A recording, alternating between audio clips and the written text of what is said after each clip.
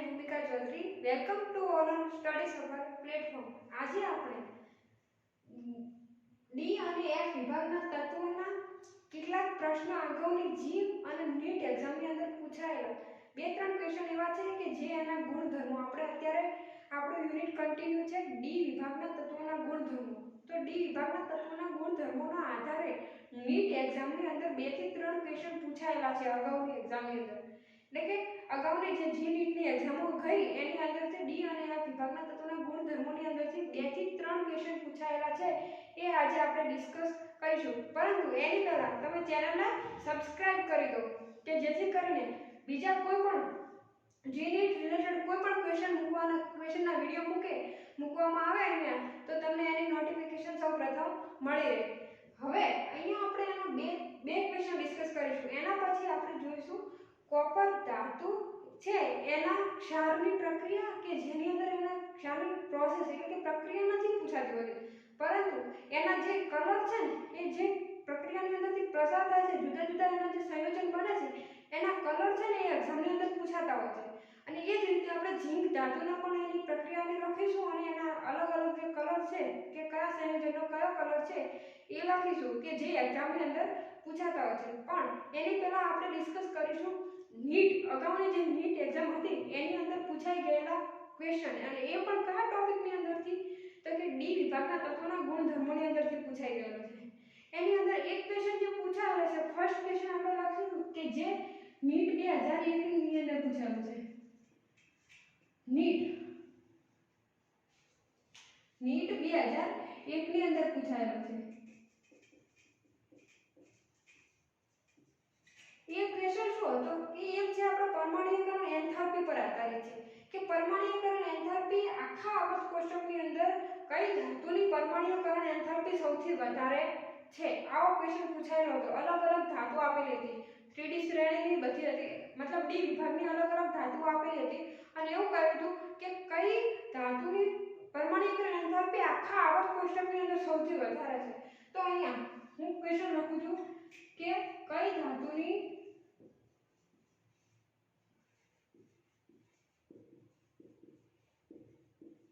પરમાણ્વીકરણ enthalpy સૌથી વધારે છે. નીચે ધાતુ આપેલી હતી, ઓપ્શન આપણને આપેલો હતો. એ છે આપણો ક્રોમિયમ, બી આપણો છે સપોઝ છે કે મોલિબ્ડેનમ, સી આપણો છે કે છે ઝિંક અને ડી આપણો છે ડી સપોઝ છે આપણો ડી છે આપણો સ્કેન્ડિયમ. તો એની અંદરથી કે કઈ ધાતુ છે એની આયનીકરણ એન્થાલ્પી સૌથી વધારે છે આવો ક્વેશ્ચન કંઈક હતો કે કઈ ધાતુની પરમાણ્વીકરણ એન્થાલ્પી સૌથી વધારે હશે. આવો ક્વેશ્ચન જી 2001 ની નીટ 2001 ની અંદર પૂછાયેલો છે. તો અહીંયા જવાબ શું આવશે? આગળનું જે આપણું લેક્ચર હતું એની અંદર મેં તમને સમજાવી દીધું છે કે કઈ ધાતુની પરમાણ્વીકરણ એન્થાલ્પી સૌથી વધારે છે.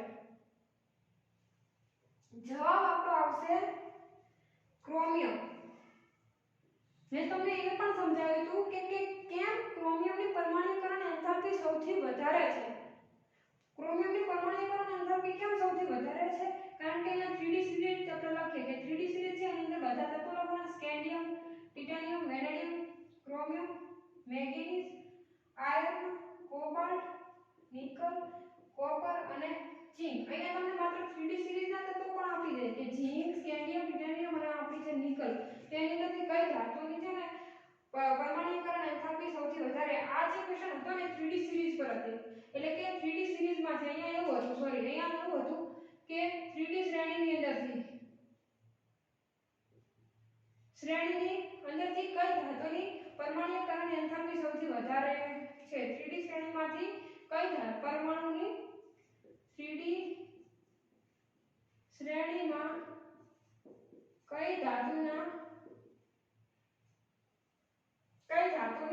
પરમાણ્વીકરણ એન્થાલ્પી સૌથી વધારે છે. તો અહીંયા 3D સિરીઝ આપણે લખી zinc, scandium, titanium, vanadium, chromium, manganese, iron, cobalt, nickel, copper અને ઝિંક. જવાબ આપણો છે ક્રોમિયમ. પરંતુ કેમ? હવે આપણે બધાના ઇલેક્ટ્રોનિક કન્ફિગ્યુરેશન આની ખબર જ છે 3D સેલની ઇલેક્ટ્રોનિક કન્ફિગ્યુરેશન આપણે લખીએ તો અહીંયા શું થશે કે અહીંયા ઇલેક્ટ્રોનિક કન્ફિગ્યુરેશન ઇલેક્ટ્રોનની રચના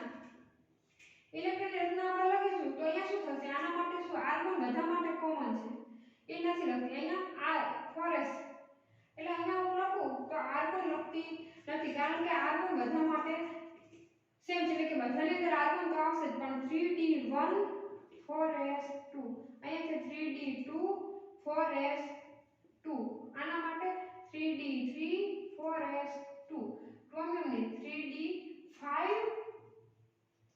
અને 4s1 થશે મેગ્નેટિક માટે 3D6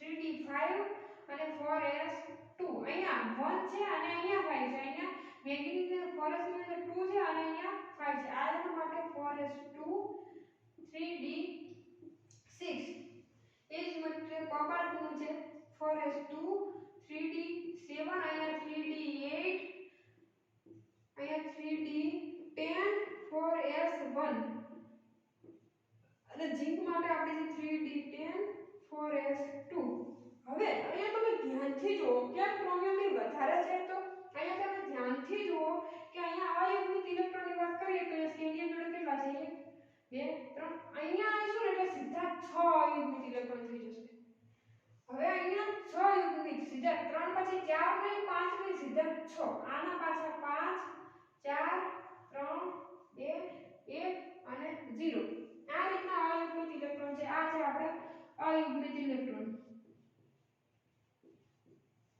હવે જે ધાતુના અયુગ્મિત ઇલેક્ટ્રોન જે ધાતુની અંદર સૌથી વધારે એની પરમાણ્વીયકરણ એન્થાલ્પી સૌથી વધારે કેમ કારણ કે જેટલા અયુગ્મિત ઇલેક્ટ્રોન વધારે એટલા આપણે ધાત્વિય પરમાણુ કણોની વાત કરીએ તો ધાત્વિય સ્ફટિક છે સપોઝ તો અહીંયા અંદર એની રચના કઈ રીતે હોય છે અહીંયા ધન વિસ્ફોરિત પરમાણુ કણો આવેલા હોય છે અને અંદર ઇલેક્ટ્રોન ક્લાઉડ એટલે કે મુક્ત ઇલેક્ટ્રોન રહેલા હોય છે એટલે કે અહીંયા ઇલેક્ટ્રોન મુક્ત હોય છે જે ફરતા હોય છે હવે જેટલા અયુગ્મિત ઇલેક્ટ્રોન અહીંયા વધારે એટલે અંદર જેટલો ઇલેક્ટ્રોન અયુગ્મિત વધારે એટલા અહીંયા ધન વિસ્ફોર અને એમની વચ્ચે આકર્ષણ વધારે જેટલું આકર્ષણ વધારે એટલી એમની વચ્ચે જે બંધ બને છે અહીંયા ધાત્વિય બંધ એ ધાત્વિય બંધ એટલો મજબૂત હશે ધાત્વિય બંધ મજબૂત જેટલો મજબૂત હશે એટલો એને તોડવા માટે અને એની અંદરથી પરમાણુને દૂર કરવા માટે પરમાણુ સ્વરૂપે દૂર થવા માટે વધારે ઊર્જાની જરૂર પડશે અહીંયા ક્રોમિયમની અંદર સૌથી વધારે અયુગ્મિત ઇલેક્ટ્રોન છે માટે ક્રોમિયમની અંદર સૌથી વધારે એનર્જીની જરૂર બંધને તોડવા માટે પડે અને પરમાણુ બંધ તૂટે પછી જ પરમાણુ મુક્ત થાય ને પછી પરમાણુ મુક્ત થશે એટલે પરમાણુ મુક્ત કરવા માટે સૌથી વધારે ઊર્જાની જરૂર પડે ક્રોમિયમની અંદર માટે અહીંયા જવાબ શું આવે છે આપણો ક્રોમિયમ નેક્સ્ટ આપણો પ્રશ્ન છે કે આખા આવર્ત ક્વેશ્ચન નેક્સ્ટ આપણો જે ક્વેશ્ચન હતો એ નીટ 3 વખત રિપીટ થયો છે ખાસ યાદ રાખજો નીટ ની અંદર 3 વખત રિપીટ 2001 2 ની અંદર 2007 અને 2013 3 વખત આ ક્વેશ્ચન રિપીટ થયેલો છે ક્વેશ્ચન આપણો શું છે કે જે આપણા ડી વિભાગના તત્વો છે અથવા તો આખા પીરિયોડિક ટેબલની અંદર કયા સમૂહ છે એના ગલનબિંદુ છે ને એ સૌથી વધારે છે કયા સમૂહના ગલનબિંદુ સૌથી વધારે હશે તો શું ક્વેશ્ચન હતો કે આવર્ત કોષ્ટકમાં કયા સમૂહના ગલનબિંદુ સૌથી વધારે છે આવો કઈ ક્વેશ્ચન પૂછાયો હતો નીટની અંદર તો હવે અહીંયા કયો સમૂહ આવશે કોન્સેપ્ટ સેમ લાગુ પડશે સેમ કોન્સેપ્ટ હશે પણ અહીંયા આપણે સમૂહ લખવાનો છે તો અહીંયા સમૂહ નંબર આપેલો છે કે કયા સમૂહ છે સપોઝ સમૂહ 3 ક્રોમિયમ છે એ કયા સમૂહની અંદર આવશે 6 8 અને 10 આવો સમૂહ લખેલો છે હવે ક્રોમિયમ છે કયા સમૂહની અંદર છે સ્કેન્ડિયમ ત્રીજા સમૂહમાં છે ટિટેનિયમ એટલે 4 વેનેડિયમ 5 અને ક્રોમિયમ આપણો છઠ્ઠા સમૂહની અંદર છે તો ક્રોમિયમ છે ને એની ગલનબિંદુ છે ને છઠ્ઠા સમૂહની અંદર જે તત્વો અહીંયા આવેલા છે ને છઠ્ઠા સમૂહમાં કયા તત્વો આવેલા છે ક્રોમિયમ તો કયા સમૂહના તત્વોના ગલનબિંદુ સૌથી વધારે હશે છઠ્ઠા આ આપણો છઠ્ઠો સમૂહ છે હવે છઠ્ઠા સમૂહની અંદર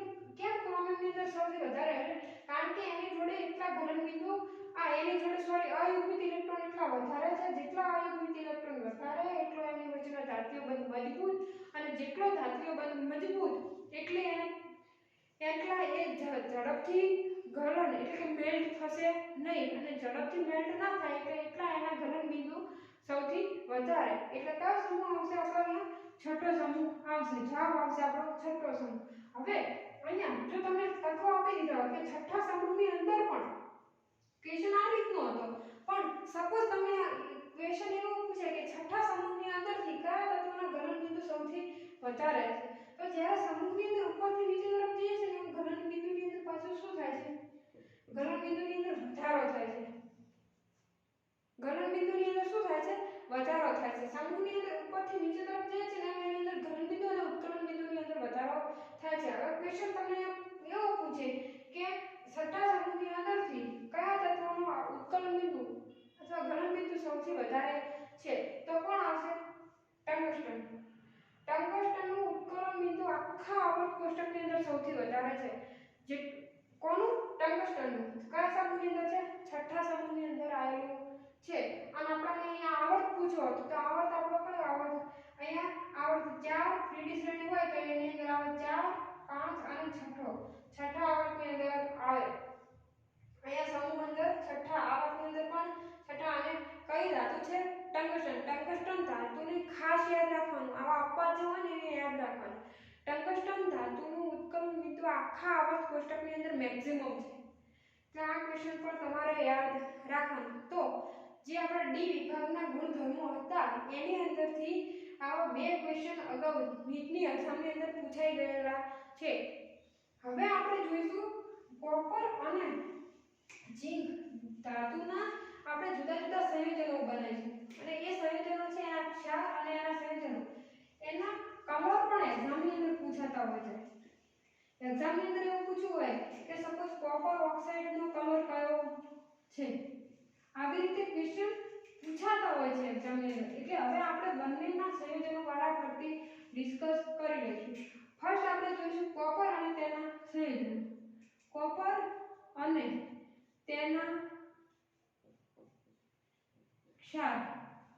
હવે અહીંયા તમને હાલ ખ્યાલ નહીં આવે કે આ ટોપિક શું છે, એ છે ને તમને થોડું ઓકવર્ડ લાગશે. હું આખો ટોપિક સમજાવીશ, પછી એની અંદરથી જે સંયોજન છે ને એના કલર તમને એક્ઝામની અંદર પૂછતા હોય છે કે આ સંયોજન છે તો એનો કયો કલર છે. કલર આપેલો હોય, સપોઝ ઉપર લખ્યું હોય કે કોપર ઓક્સાઇડ અથવા તો કોપર હાઇડ્રોક્સાઇડનો કલર નીચેનામાંથી કયો છે? Green, black, blue, red. આવી રીતે કલર પણ એક્ઝામની અંદર પૂછતા હોય છે. તો અહીંયા આપણે આખી પ્રોસેસ લખીશું એટલે તમને ઓટોમેટિક કલર યાદ રહી જાય. હવે ફર્સ્ટ જે છે આપણો કોપર છે, ધાતુ છે, આપણે બધાને ખબર છે. એની અંદર ઓક્સિજન ઉમેર્યું, બને આપણો કોપર ઓક્સાઇડ. કોપર ઓક્સાઇડનો કલર કેવો છે? બ્લેક. યાદ રાખવાનું, આ કલર યાદ રાખવાનો છે. જે સંયોજન છે ને એનો કયો કલર છે ને એ યાદ રાખવાનો છે. નેક્સ્ટ આપણે એની અંદર પાણી ઉમેર્યું એટલે શું બનશે? અહીંયા કોપર હાઇડ્રોક્સાઇડ બનશે. હવે કોપર હાઇડ્રોક્સાઇડનો કલર કેવો હશે? બ્લુ. હવે આ તમે કઈ રીતે યાદ રાખશો? સપોઝ કોઈનો બ્લેક કલર ફેવરેટ છે તો એના પરથી તમે યાદ રાખી શકો કે કોપર ઓક્સાઇડ. સપોઝ મારો કલર બ્લેક ફેવરેટ છે, હું એવું કહું કે મારો બ્લેક કલર ફેવરેટ છે, તો અહીંયા એના પરથી બ્લેક ઉપર કોઈ ફેવરેટ વસ્તુ ઉપરથી કોઈ વસ્તુનો કલર તમને ગમતો હોય બ્લેક, તો એના પરથી તમારે કોપર ઓક્સાઇડ યાદ રાખી લો. અહીંયા છે આપણો કોપર હાઇડ્રોક્સાઇડ જે છે બ્લુ. બ્લુ. હવે બ્લુ કયો બ્લુ? આપણે હની સિંહનું તમે એક સોંગ સાંભળ્યું હશે કે આજ તું હે પાણી પાણી પાણી પાણી और दिल पे सानी सानी सानी सानी आजा ओ ऑन ધ બીચ. આ સોંગ તમે સાંભળ્યું જ હશે. પણ આપણે આજે અહીંયા એવું નથી લખવાનું કે અહીંયા આજ તું હે પાણી પાણી. આજે આપણે શું લખવાનું? आज ब्लू है पानी पानी पानी पानी. એ રીતે ब्लू है पानी पानी पानी और दिल पे सानी सानी सानी નથી લખવાનું. એ શું? આસમાન. આજા ઓ ઓન ધ બીચ ની જગ્યાએ આજા ઓ ઓન ધ ક્લાસરૂમ. આજા ઓ ઓન ધ ક્લાસરૂમ, પછી આજા ઓ ઓન ધ બીચ. ફોટો મેરી ખીચ. અહીંયા ફોટો મારો નથી ખેંચવાનો, ફોટો કોનો ખેંચવાનો છે? બોર્ડનો. બોર્ડનો ફોટો ખેંચવાનો છે. જો आज ओ ऑन द क्लासरूम यार फोटो बोर्ड की खींच, जो तू मेरी बात नहीं माने तो के तारी नसीब फूटेली। આપણે આગળ એની અંદર છે કે આજા ઓ ઓન ધ બીચ यार फोटो मेरी खींच, फूटी किस्मत होगी तेरी जो तू मेरी बात नहीं माने। मतलब અહીંયા આપણે શું છે કે ક્લાસની અંદર આય તું અને બોર્ડનો ફોટો ખીંચ, જો નહીં માને તો તારી નસીબ ફૂટેલી। કેમ? કારણ કે એક્ઝામની અંદર ક્વેશ્ચન પૂછાશે પછી તારાથી સોલ્વ થશે નહીં। અહીંયા તો લેક્ચર ભર્યું હશે છતાં તને ક્વેશ્ચન સોલ્વ નહીં થાય એટલે પછી તને અફસોસ થશે એવું જ કંઈક। એટલે એ વાળો આપણે બ્લુ યાદ રાખવાનું છે, હનીસિંગ વાળો બ્લુ પાણી। તે અહીંયા પાણી કેવો કલર છે? Copper હાઇડ્રોક્સાઇડનો blue. નેક્સ્ટ આપણે એની અંદર ઉમેરીશું કાર્બન ડાયોક્સાઇડ। અહીંયા CO2 ઉમેરીશું એટલે અહીંયા શું બનશે? CO3। હવે કોપર કાર્બોનેટ છે એનો કલર અહીંયા બ્લેક હતો, અહીંયા બ્લુ, અહીંયા કોપર કાર્બોનેટ છે ને આપણો ગ્રીન કલરનો થઈ જશે। હવે એની અંદર આપણે ઉમેરીશું H2CO3। તો અહીંયા શું બનશે? કોપર કાર્બોનેટ એમનો એમ જ રહેશે અને અહીંયા કોપર H2CO3 એટલે કે કાર્બોનિક એસિડ છે ને આ રીતનું કંઈક મિક્સ સંયોજન બનાવે છે અને એનો કલર કેવો હશે? અહીંયા ગ્રીન છે ને અહીંયા ડાર્ક ગ્રીન। આ સંયોજનના કલર પૂછાતા હોય છે એક્ઝામની અંદર એટલે આપણે આ આખી રિએક્શન યાદ રાખવાની અને પછી વારંવાર યાદ કરી લેવાનું કે કોપર ઓક્સાઇડ હતું તો કયો કલર હતો? બ્લેક। નેક્સ્ટ પાણી ઉમેર્યું આપણે કયું? હનીસિંગ વાળો બ્લુ પાણી। એના પછી નેક્સ્ટ આપણે કાર્બન ડાયોક્સાઇડ ઉમેર્યો એટલે ગ્રીન કલર અને અહીંયા આપણે કાર્બોનિક એસિડ ઉમેરીશું એટલે આ છે આપણી ડાર્ક ગ્રીન કલર। નેક્સ્ટ અહીંયા હા આટલા કલર આપણે યાદ રાખવાના છે સંયોજનના। તો અહીંયા આને આપણે શું કહીએ છીએ? મેલેકાઇટ ગ્રીન। આ શું છે આપણું? મેલેકાઇટ ગ્રીન છે। આ મેલેકાઇટ ગ્રીન એ શું છે? અહીંયા કાચી ધાતુ અથવા તો ઓર લખી શકાય છે। આ આપણી કાચી ધાતુ છે। કોની? કોપરની કાચી ધાતુ છે મેલેકાઇટ ગ્રીન। એટલે આ તમારે લખવું હોય ને તો અથવા તો વિડિયો પોઝ કરીને ના લખો તો સ્ક્રીનશોટ લેવો હોય તો તમે લઈ લેજો। કેમ કે આ સંયોજનના જે કલર છે એ પૂછાતા હોય છે। સપોઝ તમને પૂછવું હોય કે કોપર હાઇડ્રોક્સાઇડનો નીચેમાંથી કયો કલર ધરાવે છે? Blue, black, green, dark green. શું આવશે? બ્લુ। આવી રીતે ક્વેશ્ચન પૂછાતો હોય છે। નેક્સ્ટ આપણે જોઈશું આ જ રીતની જે પ્રોસેસ છે ઝીંક માટે જોઈશું। અહીંયા ઝીંક માટે ઝીંક અને તેના ક્ષાર એના પણ કલર પૂછાતા હોય છે એક્ઝામની અંદર। ઝીંક અને તેના ક્ષાર તો અહીંયા આપણે ઝીંક છે એની ઓક્સિજન સાથે પ્રોસેસ કરશું એટલે અહીંયા ZnO ઝીંક ઓક્સાઇડ મળે છે જે કેવા કલરનો હોય છે? વ્હાઇટ કલરનો છે। હવે એની અંદર આપણે પાણી ઉમેરીએ, લખી નાખ્યું બધાએ। હવે આની અંદર આપણે પાણી અહીંયા છે ઝીંક ઓક્સાઇડ છે ને ઝીંક ધાતુ હતી એની અંદર આપણે ઓક્સિજન ઉમેર્યો તો અહીંયા ZnO ઝીંક ઓક્સાઇડ બનશે જે કેવા કલરનો હોય છે? વ્હાઇટ કલરનો હોય છે। હવે ઝીંક ઓક્સાઇડ છે એને જો ગરમ કરીશું આપણે એટલે કે અહીંયા ગરમ કરીશું તો કેવા કલરનો થશે? યલો કલરનો। હવે પાછો એને આપણે ઠંડો કરીશું એટલે કે કૂલ કરીશું ને તો પાછો એ વ્હાઇટ થઈ જશે। હવે નેક્સ્ટ હવે ઝીંક ઓક્સાઇડ છે હવે ઝીંક ઓક્સાઇડ છે એની અંદર પાણી ઉમેરીશું તો અહીંયા શું બનશે? ZnOH twice. તો ZnOH ટ્વાઇસ જે આપણો છે એ કેવા કલરનો છે? ZnOH કલર આ તમારે છે તમારો હોમવર્કની અંદર છે એ તમારે હવે જાતે સુધારવાનું છે। હવે એની અંદર આપણે CO2 ઉમેરીશું તો અહીંયા શું થશે? ZnCO3 ઝીંક કાર્બોનેટ અને ઝીંક કાર્બોનેટની અંદર આપણે H2CO3 ઉમેરીશું તો અહીંયા H2CO3 છે ને એટલે અહીંયા શું બનશે? ZnCO3 અને H2CO3। આ આપણો છે ને એ કેવા કલરનો છે આપણો?